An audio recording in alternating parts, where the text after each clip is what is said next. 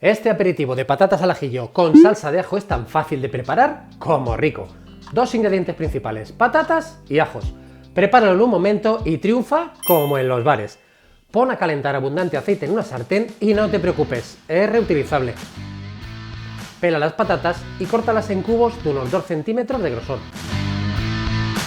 Ponlas a cocinar a fuego suave en el aceite durante 10 minutos hasta que estén bien blanditas.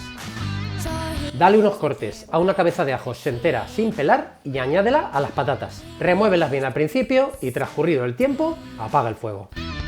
Pela 2 dientes de ajo, retírales el germen y al vaso de la batidora junto a 40 ml de leche, una cucharadita de mostaza fuerte, un pellizco de sal y una cucharada de vinagre de Jerez o similar. Bate un minuto hasta que espume y añade una cucharada de aceite de oliva virgen extra.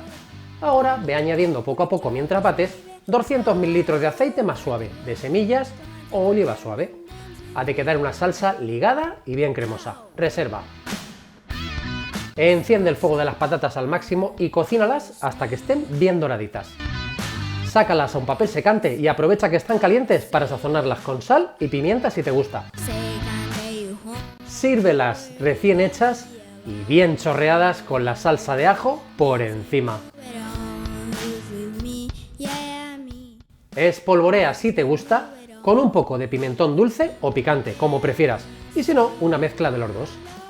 Decora con alguna hierba aromática y a disfrutar.